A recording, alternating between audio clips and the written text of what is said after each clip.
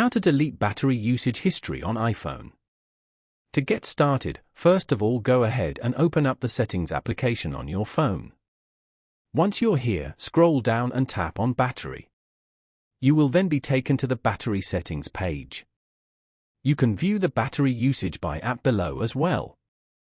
As you can see, you can also view the battery level and activity in the last 24 hours from here.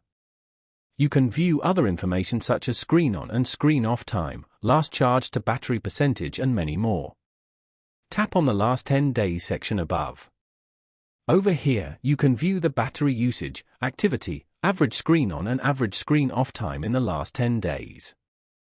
Now, go back and tap on General.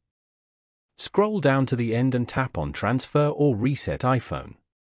Over here, tap on Erase all content and settings. Then, tap on Continue to proceed. Erasing will remove all your personal data. Following these steps, you can easily delete battery usage history on iPhone.